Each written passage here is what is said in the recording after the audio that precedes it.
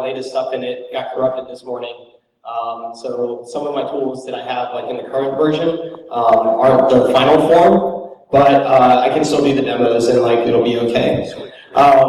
And last year, when I gave this talk, and the year before that, I had like, it was about the Louise, right? I had like the Sky News video about the Louise boat and all that stuff. And this year I don't have like an actual relevant video, but there's this like Instructables type series that I watch on YouTube that Kaz showed me. It's called How to Basic.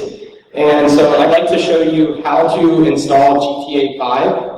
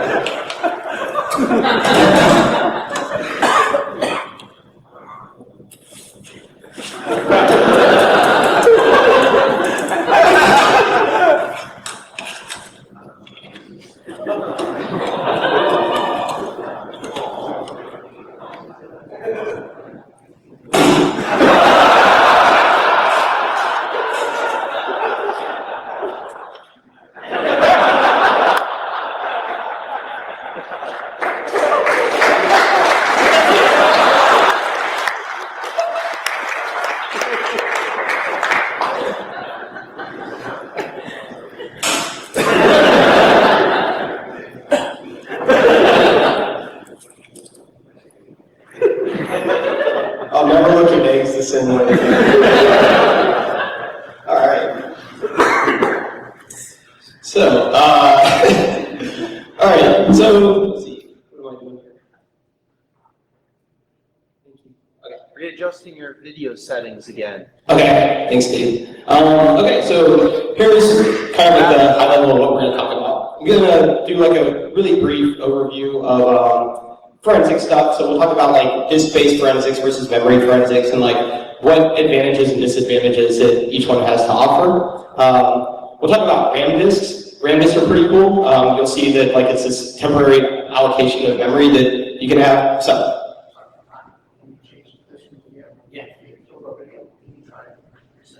sure, like resetting, like that. Do I have Ode on your video software, Iron Geek? Let me get the crash dump. I'll just put it in a WinDebug, it's fine. No, it's perfect. Yeah, your slide deck isn't coming through right, but your other stuff is. We'll do it. We'll live with it. We'll live with it. We have a plan. Okay, deal with it, .gif. We'll do it live. All right. So RAM disks, we'll see it's like a really cool like temporary workspace and something that's very easy to use, cross-platform. Then we'll talk about competitive inhibition. And basically, in competitive inhibition, what we do is pollute the memory space so that when you acquire RAM, you just get like all this garbage. Then we'll talk about tool targeting. So in the space of doing memory forensics, there aren't a whole lot of tools. So it's like a limited range of stuff to mess with.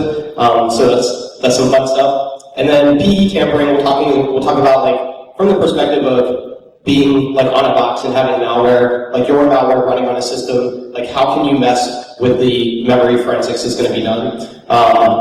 And so that's kind of like, we'll leave off with PE tampering and that will like kind of springboard into like more research that will be presented later on down the line.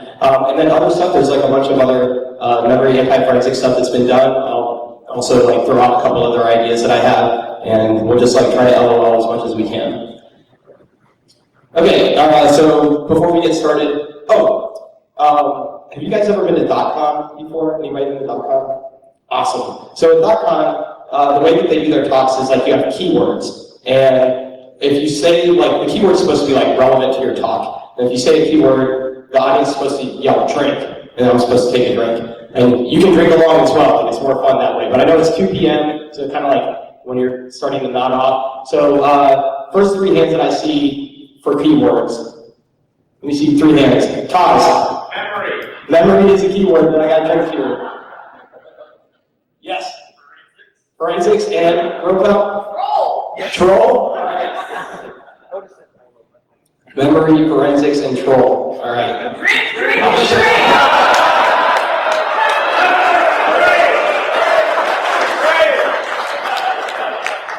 Well done. All right, so bro, am I even pro? Nah. I've never done forensics professionally. This is just me. This is just me goofing off. And ABT, always be trolling.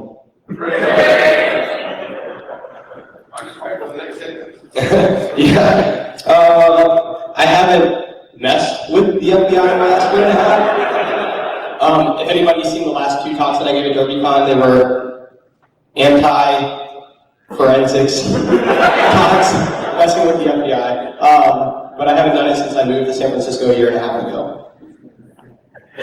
I'm not an expert, your mileage may vary. Like I said, this is just me goofing off. And do all the illegal things. Like, just because something is illegal by the letter of the law doesn't mean that it's necessarily harmful. So I learned a lot of technology stuff doing illegal things. So I'm not an expert. I have no idea what I'm doing. This is dog science. All right, meme theme, dream team. This is my meme for my presentation. Rustling of the jimmies. Jimmies may or may not be rustled. All right, so the overview. Old and busted, disk forensics, right? Everybody's been doing disk-based analysis for a long time. And the quote-unquote new hotness is to look at memory, right? Like everybody, oh shoot.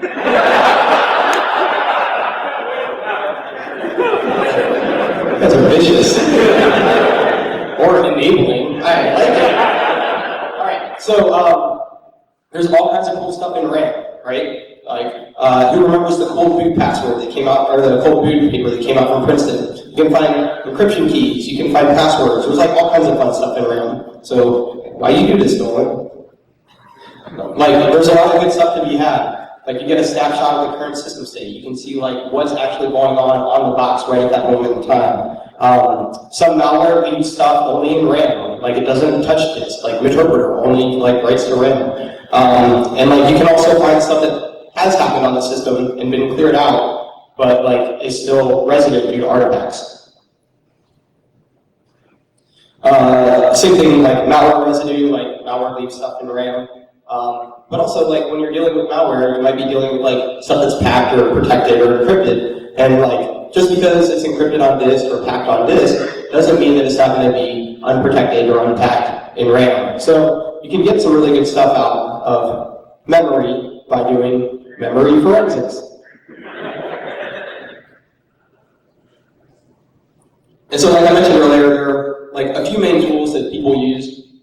Memorize is good for acquisition. It's made by Mandiant. It's a free tool. It's actually the first acquisition tool that I used. It was like completely stable all across the board. Like I tried a bunch of variants of DD and like had varied success with them. Dumpit's good too. Like folks that I work with use Dumpit. They love it. It's small. It's fast. And then volatility, open source framework, very actively developed. Has a lot of cool stuff in it, and very useful for doing analysis on what you get.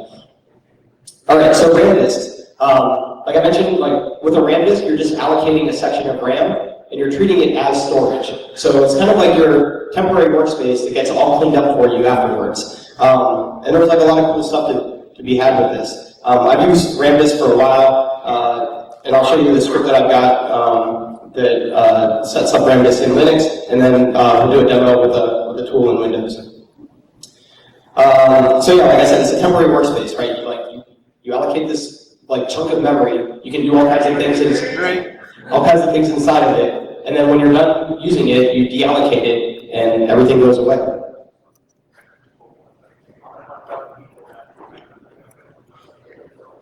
So just like quick demos, I'll show you my decrypt script for my server. So my server, I've got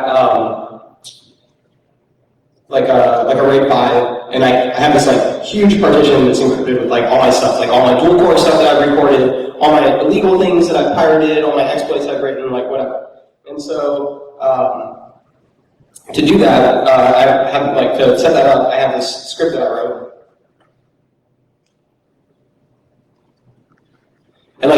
important parts are like up here, right? So what we're doing is allocating a RAM disk of 8 megs. And then we end up copying my encrypted key into it. We decrypt the key and then pass the key into decrypting, decrypting the storage area of the RAID. And then afterwards, you just deallocate the RAM disk and it goes away. And that's it. It's like super easy to use, and you can just get this like clean like workspace to work in. Totally thwarts memory forensics. Great.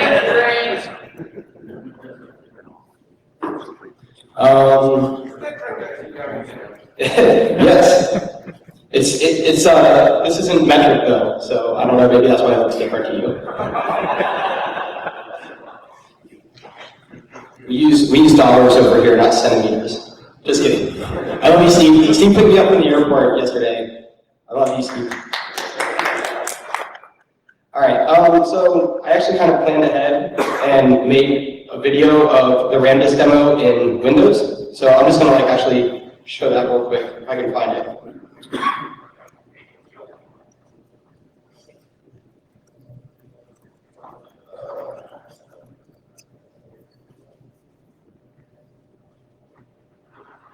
I didn't plan all the way ahead.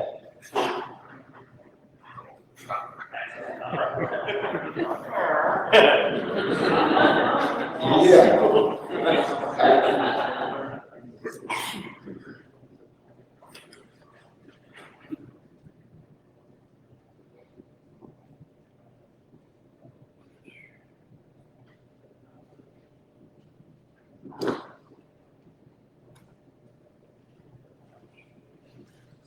Okay.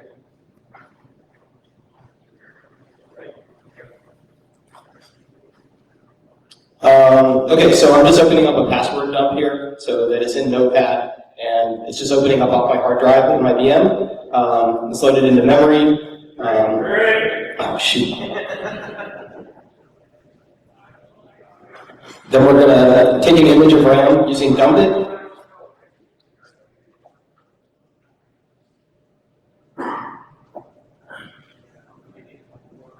Success. And then what we're going to do is memory forensics trolling.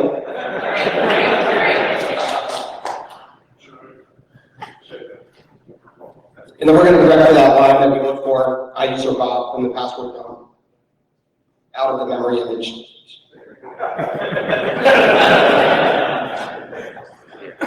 It's going to be worse than DerbyCon. Yeah, all right. Again. All right, so out of the memory image, we found the password dump, right? It's just there, clear as day, like in RAM, no problem. Cool.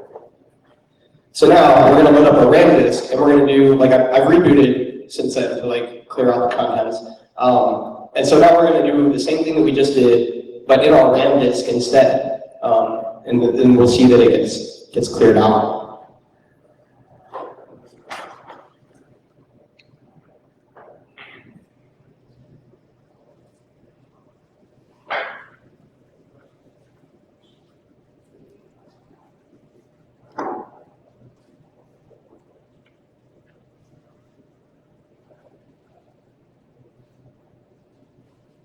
So there's my password dump, but on the RAM disk instead of on coming off the hard drive.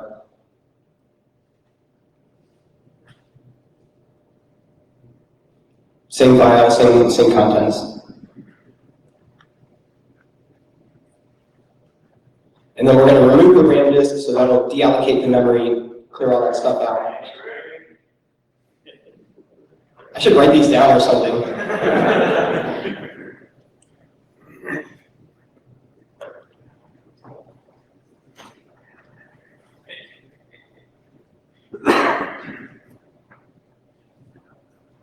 And then we'll look for the same line again, the IUser Bob user.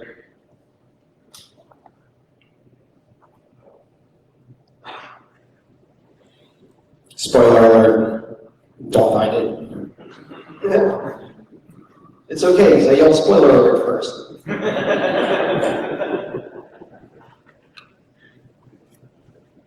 The monsters in the village are people.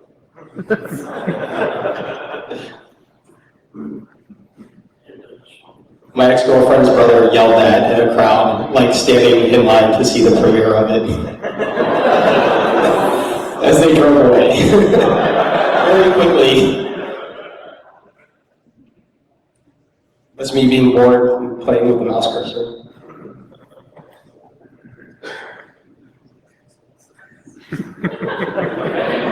I feel like a cat. And nothing. So we're able to like operate with a RAM disk, like totally clean, good to go. All right.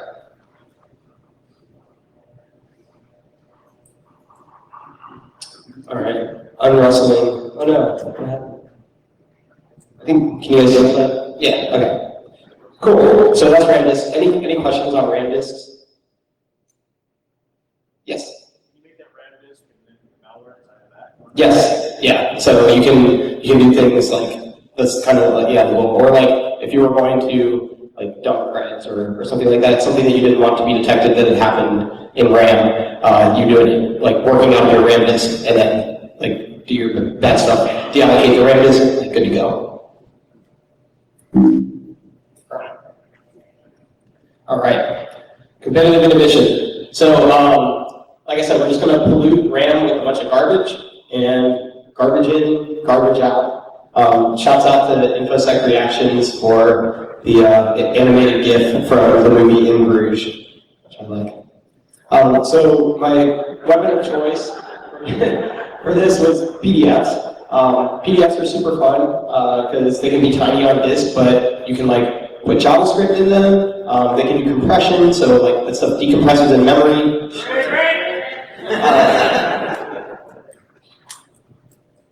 And then when you acquire the RAM image, you just get like all this junk, but on disk, tiny PDF.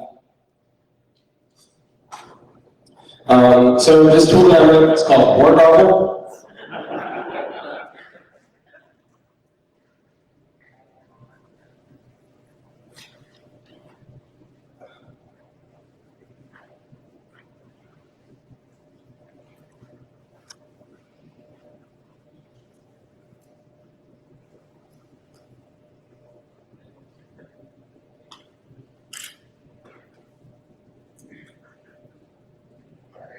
And so we'll look for the reader process to load. This is one of the tools that I don't have the final form of because of the snapshot.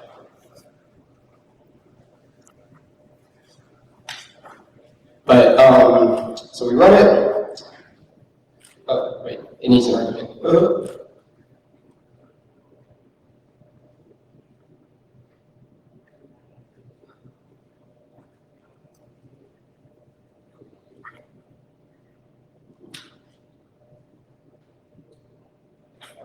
So let's see, there's faucet reader.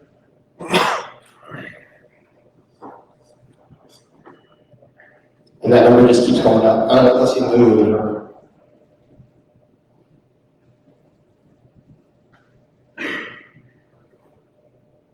There you go. Okay. Is that showing up in there? And so basically, like all that's happening right now is just eating up RAM. But the size of the file on disk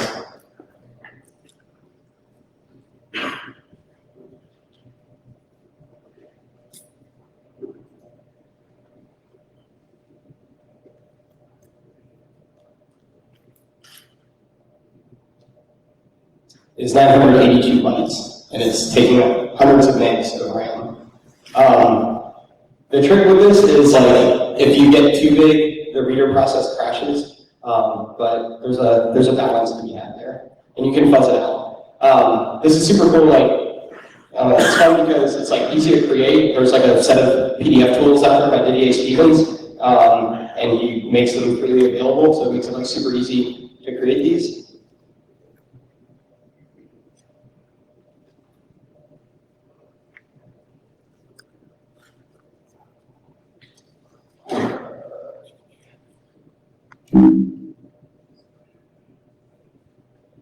I guess I might as well just say troll.js. But anyways, this is the JavaScript that's running inside that PDF. It's tiny, right? Like all it does is instantiate a variable to like iterate over a loop. It starts an array with tr and then populates the array with lol.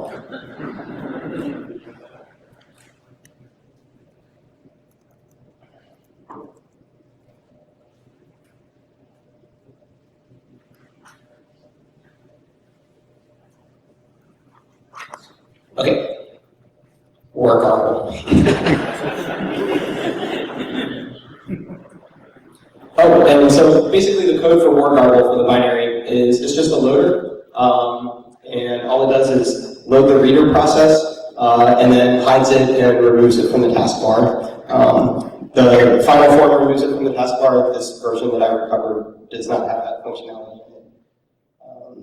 And shouts out to the Stevens, like I said.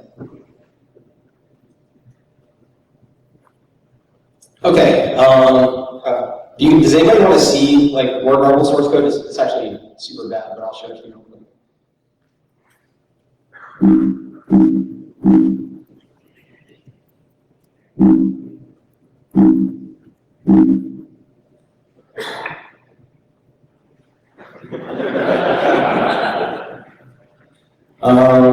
Okay, so it just checks for command line. Yeah. This code this is like the initial version that I wrote, so it's like wanted to get something that worked, so it kind of works. But the code is bad, and I do feel bad. Yeah, so it just does a create file on a batch file, and I laugh because it's like super lame, but I see malware do it all the time, so I'm like, why not both? It writes into the batch file, just uses start to start the PDF, and then the batch file deletes itself. And then it executes the batch file. And that's pretty much it. So, not much.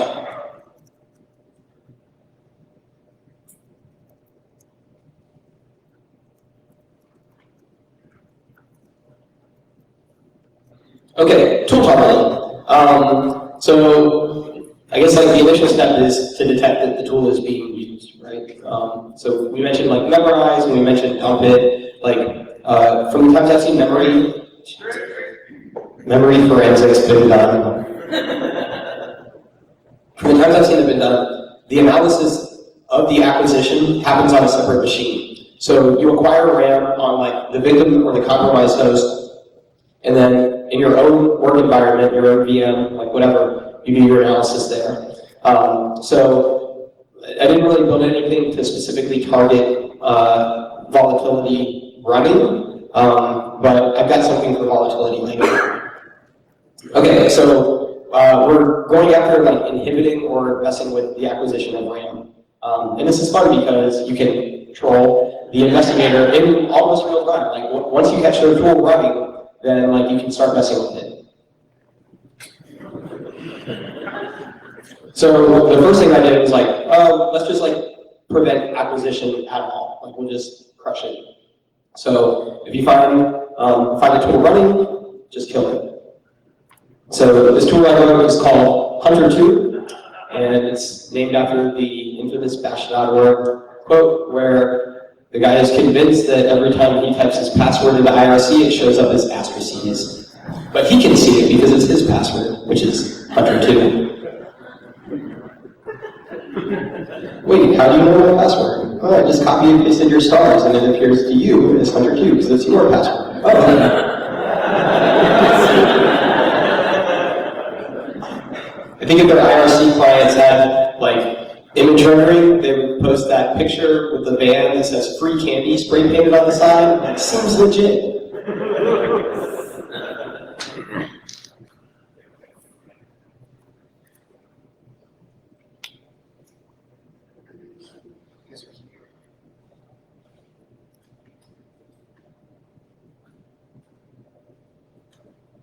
Okay, so we just start running Int0x80, and then we'll try to acquire RAM.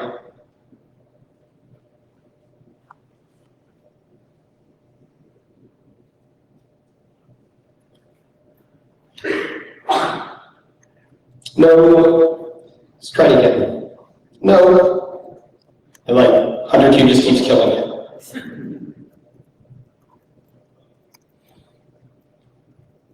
We can try it with memorize. Nope. So pretty cool. And like easy. Like the tools don't do anything to prevent that from happening. Quick look at the source code.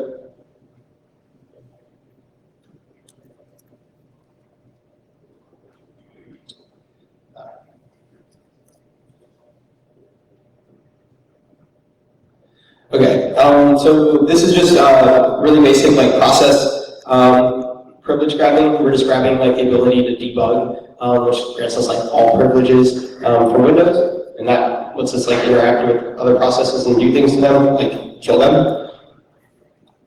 And then this is the meat of Hunter 2. Try to get privileges. I had to use the like full disclosure, like I had to use the enum processes API. There's also a create tool snapshot 32 or something like that API that you can also use for process listing, but for some reason things like dump it and memorize don't show up in that listing, but they show up when you use enum processes. So I don't know why, because I'm not that smart, but it works, so whatever, don't care. Open a handle to the process. Go through the process modules, get the name of the process that we're looking at, and then if it matches one of the ones that we want to kill it. And then we just run in a loop, sleep every second. You can cut it down to like 1 millisecond if you want. You can change priorities. Like, there's a bunch of mods you can do here. But yeah, it's basically just pull for target processes and then snipe them. Any questions about Hunter 2? Yes? You could put that in, like it's just another if statement, so you could say like, oh, like, FTK runs with this binary name, and if we see it in memory, kill it.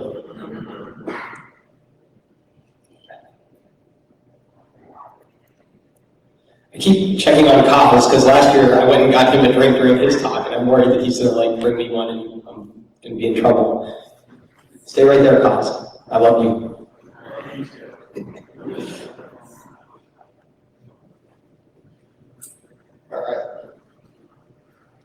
Cool. Okay, so if you're doing the acquisition of random on a box and your tool just keeps dying, probably going to be suspicious, right? So it's like, all right, like let's not just kill it straight off the bat. Like let's just mess with it. But me trolling, and I'm not gonna like really work hard. I'm just gonna make it miserable. So I took a look at like the tools and like how they do their thing, and when they dump out the image from RAM, they just use a simple write file API. And so what we're able to do is just hook write file and change the contents that are going to be written to the disk. Thanks. That's awesome. But thanks. I appreciate it. Really glad.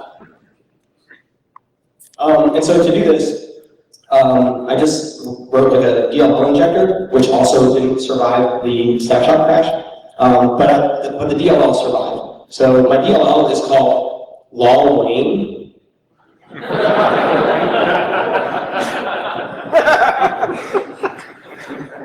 YOLO.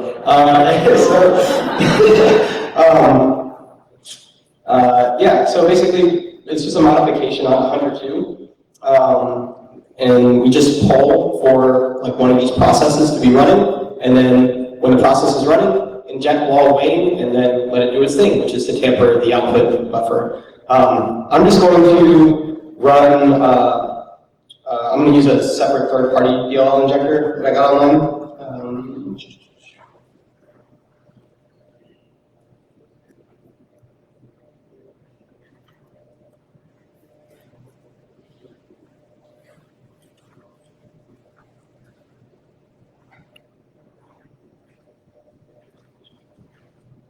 Oh yeah, security exploded, that's right, that's from. All right, cool. So security exploded, remote DLL injector. It's really basic. It does just like open a handle to the process, allocate a page in the process memory with virtual alloc EX, and then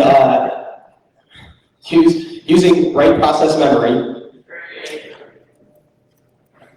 it writes in that page, calls the library, and using create remote thread, and off you go. So pretty straightforward, like process injection or DLL injection. All right, so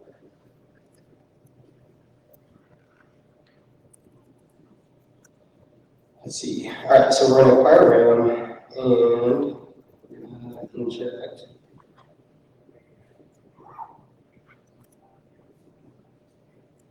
Let's make sure that's an actual file.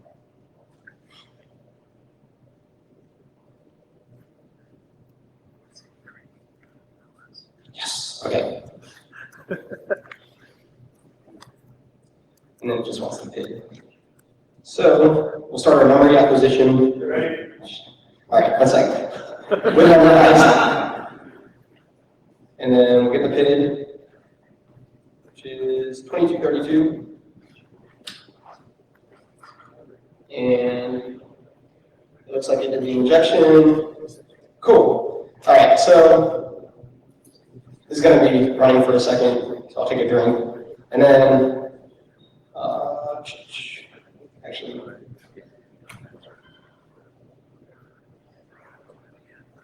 I'll just show you guys. These are the Jimmy's pictures that didn't make the cut.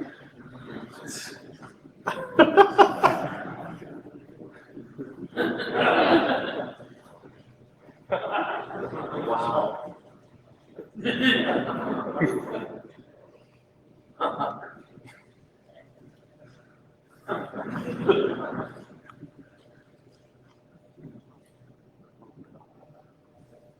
Yeah.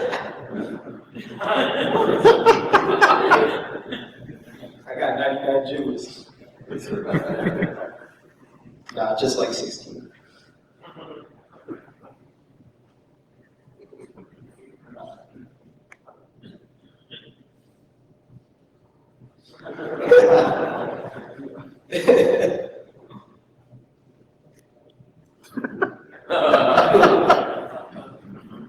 Oh, gosh. Yes. This is what I do with my time. This is on the internet.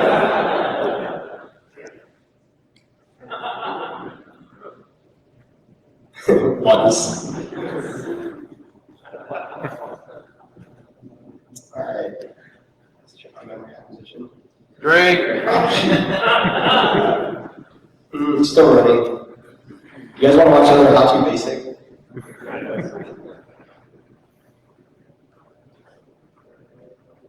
How to install iOS 7.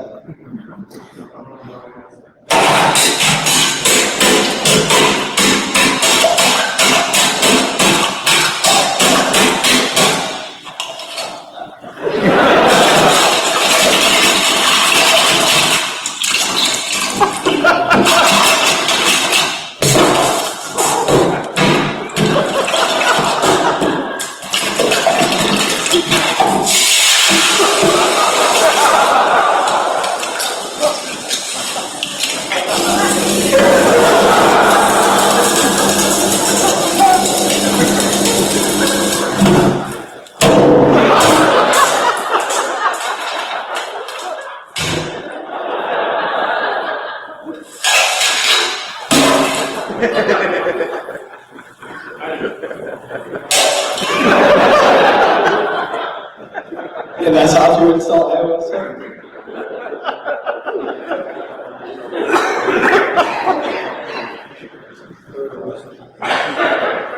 Are those on YouTube? Yes, yeah. If you just go on YouTube and look up How To Basic, it will come up.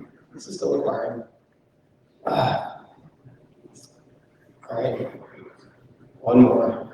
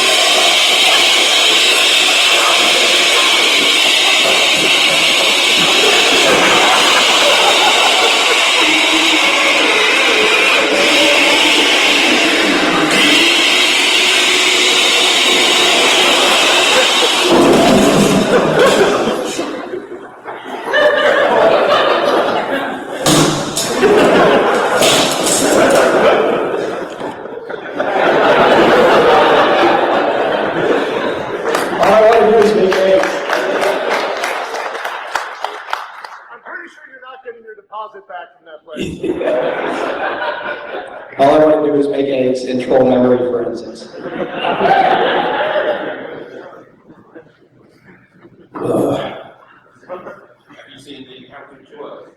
Yes. Yeah, there's a how to twerk and then like how to swing like Miley Cyrus and yeah, other ways.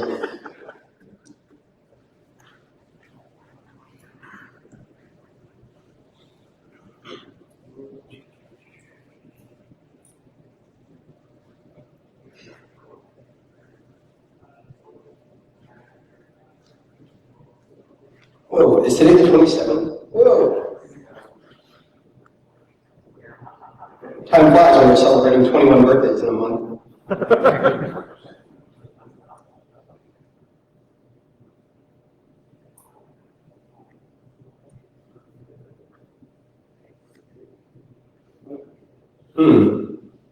Let's see what happens.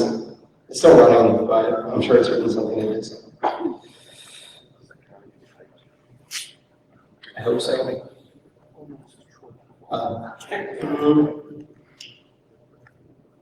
Got bigger pages than that.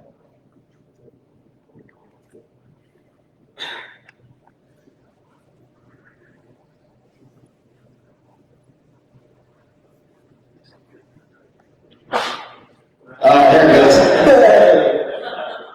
Yay!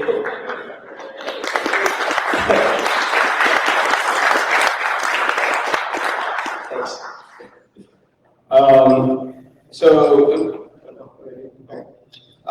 Quick look at login.dll code.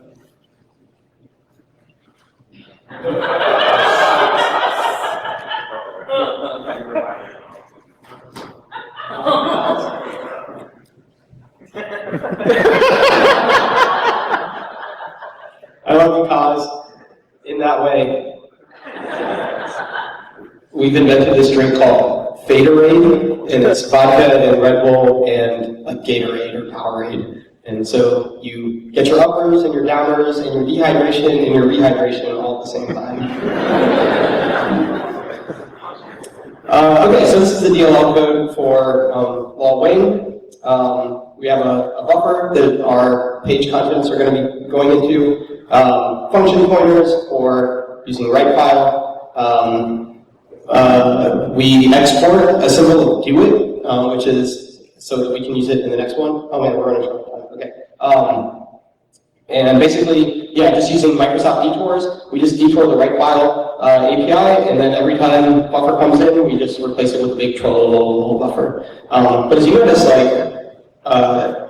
like we had to run memorize first, and then like run the injector. So I was like, oh, what if we can just Trojan memorize on disk? Like you can like catch memorize like getting written to disk. Like you just straight up Trojan it. And the answer is yes.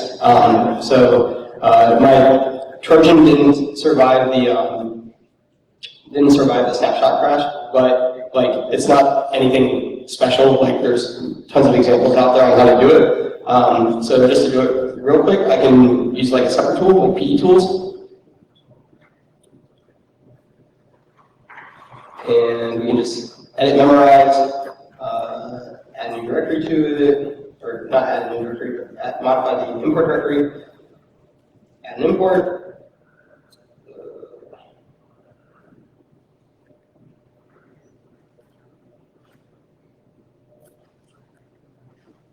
Boom. Save. Okay. So now, when we're in memorize, just like straight up, it's already going to load my DLL. It's going to load lol wing. It's going to run the do it export, which starts trojaning and detouring the write file API. So start running, memorize running fine, cool, and then let's see.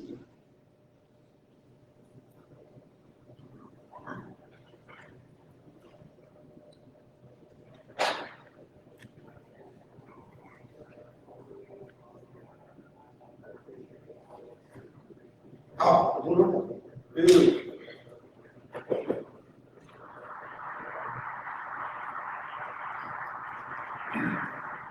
Cool. Yeah. Just straight Trojan on this, like no problem. fun. So like memorize doesn't seem to do any like CRC32 checking or like any kind of integrity checking of itself, whether on disk or in the RAM. So you're welcome to tamper with it.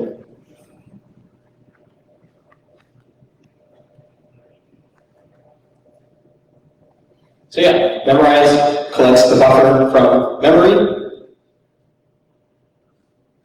dumps using the right file, API, obvious target is obvious. Like I said, we just detour write file, intercept the buffer that they're going to write out to disk, and change it to whatever we're going to write. Identify the acquisition on disk, so find it and Trojan it, and good to go. The Trojan I wrote is called vacuum Nolan. Like I said, it's nothing special. There's plenty of examples for how to Trojan PE files. Cool. And yeah, so what we did is you saw add the import of our DLL, have it call the API for the export, and memorize like poisons itself. So in Soviet Russia, Jimmy's Russell U. Okay, last thing I've got real quick is PE tampering. So I've just got like one quick example, but there's a lot more stuff that's really cool to do with this. So like once a PE loads from disk into RAM, there's like extra stuff in there that you don't need to execute properly. But like analysis tools need that stuff. Like they need the PE header. Otherwise, you can't like pull the RAM or pull the image of the malware back out and do the analysis on it. So like fun stuff to do. So this tool is named. The keys are like right next to each other, and it's from this bash.org excerpt.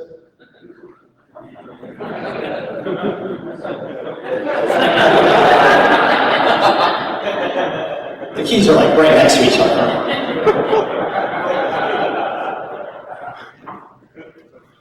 All right, here goes.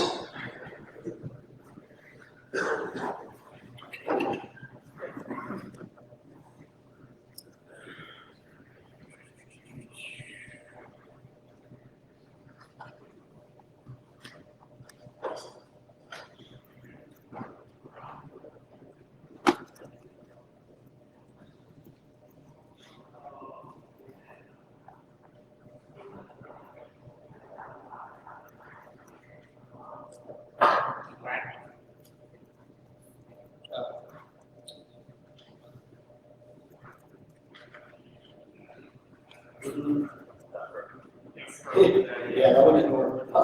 Let's see.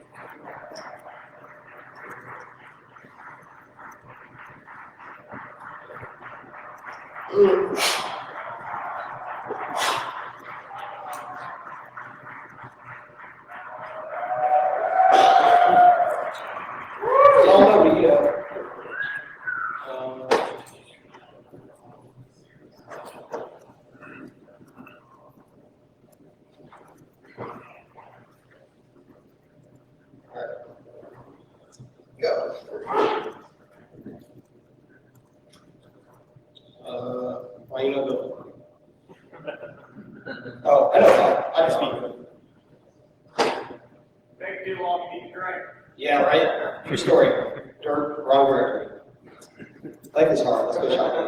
All right. So basically, this runs in a loop, and then we do our memory acquisition.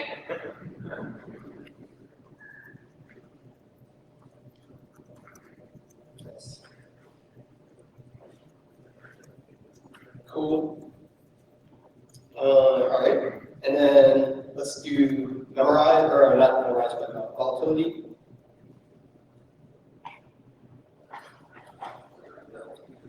And file.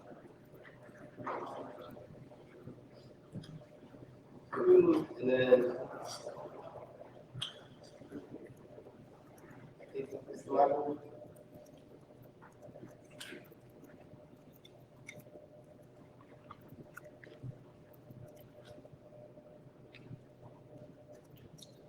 so let's see. Our PID column is second. Okay. So our PID of keys are like this, or the keys are like right next to each other. It's 4028. And then proc exe dump, I think. Fingers crossed. Oh, shoot.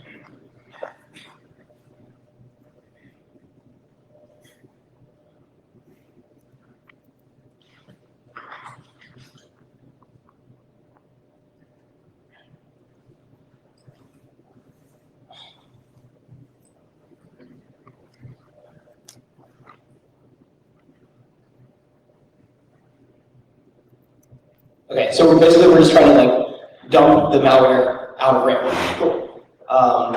But what we've done is zeroed out the header. I did. Oh my gosh.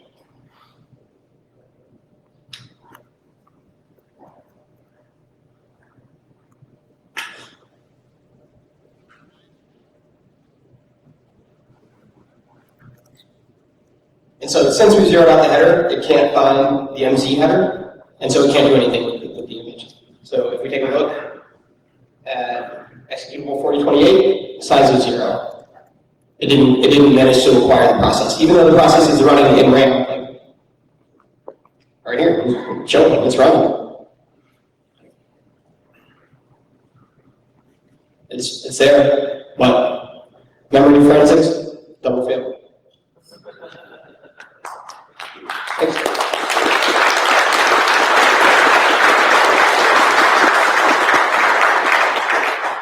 And so what's cool about this is like the source code is like super easy for it.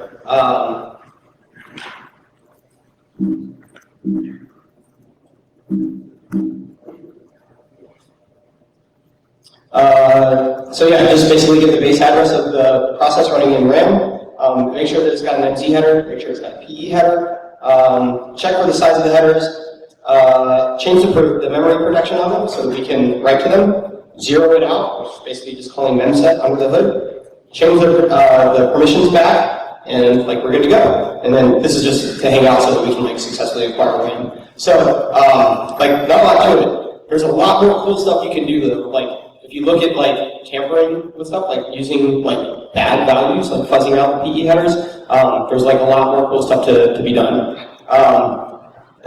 So then just lastly, like real quick, there's a bunch of other really cool stuff out there. There's a whole toolkit called Dementia that this other guy wrote. Oh yeah, when this baby hits 88 jimmies an hour, we're gonna see some serious rustling. These guys, Ariana and Suzuki, they did some cool stuff to beat acquisition tools. Really small mods, but again, like I showed with Hunter 2, like no acquisition, like pretty suspect.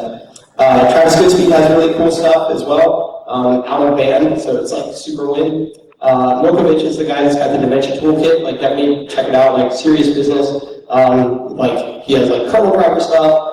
Like works on XP, works on Windows 7. Like my stuff is like super trolling, and like his stuff is for real deal. Navy SEALs, Meals on Wheels.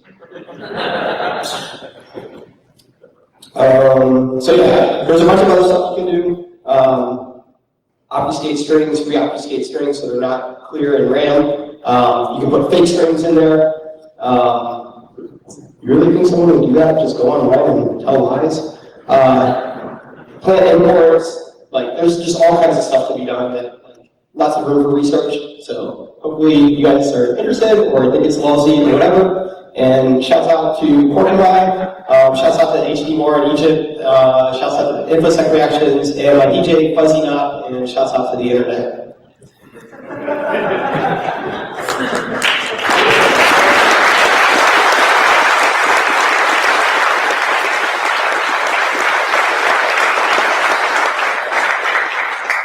Any questions, like last minute? Maybe I have time for like 2 questions or something.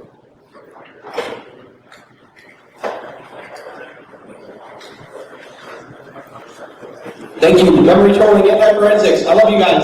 I'll see you tonight at 11:30. We'll do raps.